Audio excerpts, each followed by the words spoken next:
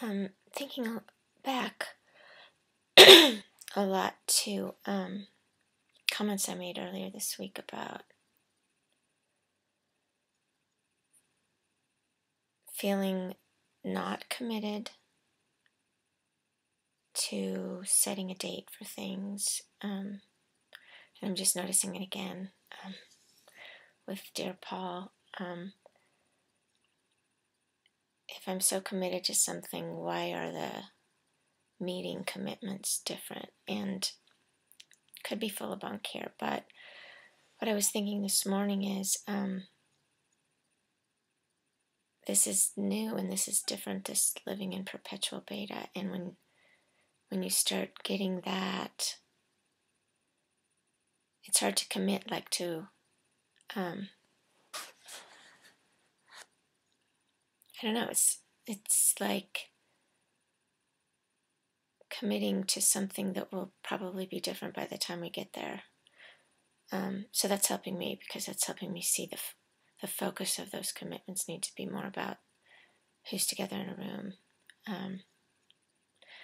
But I'm also reading Diane Ravitch's book,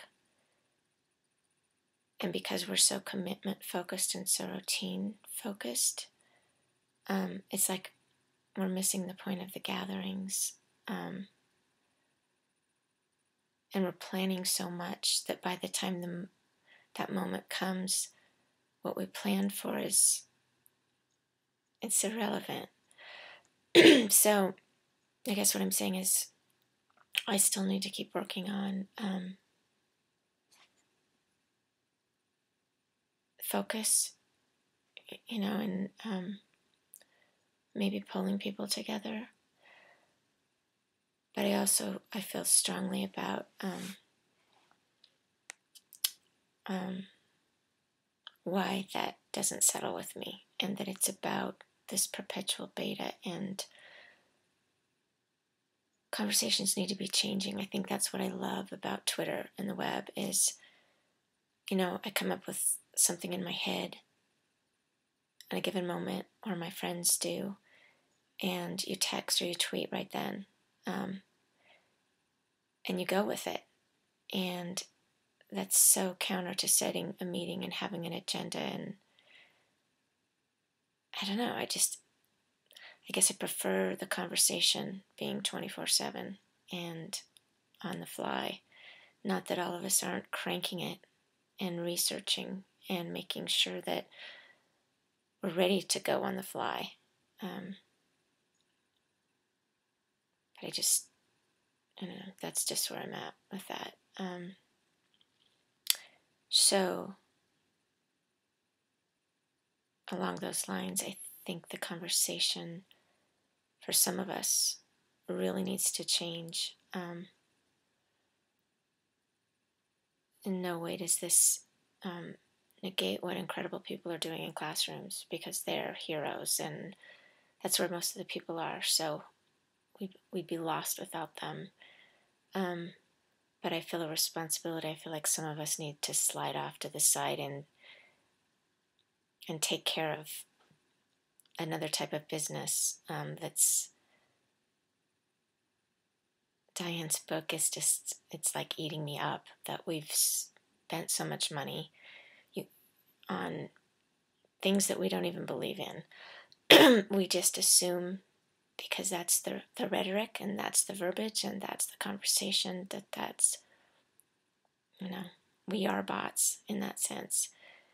But like looking through all the pages, it's just like data and stats after stats after stats. And when you zoom out, looking at her book in that way, they seem to level out to zero.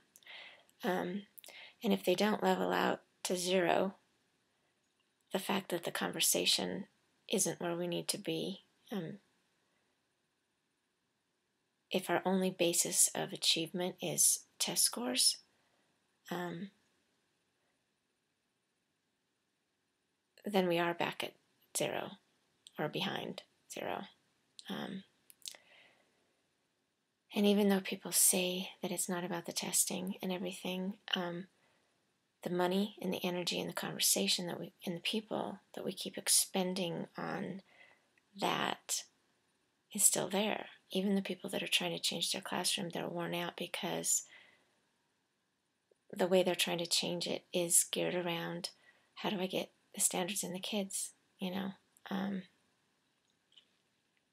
then when they're done, I mean, even the most brilliant innovations, or whatever you want to call it, where people are, creating things that are helping people, changing things up, we have to not label it, but we have to stamp it with, and they still did good on the tests, or whatever, That sets a precedent in minds. That changes the mindset completely. And that's not what we need. It's not helping us. So I do feel like some of us need to take that on. And I think that's part of the quiet revolution. And not that it can't be done with all that, without all that. Somebody needs to call them on it. Call us on it. I mean, haven't done anything to this point. I'm every bit a part of the problem, but I'm also every bit a part of the solution. So, Peter, I refuse. If I'm called to do something, I need to do it.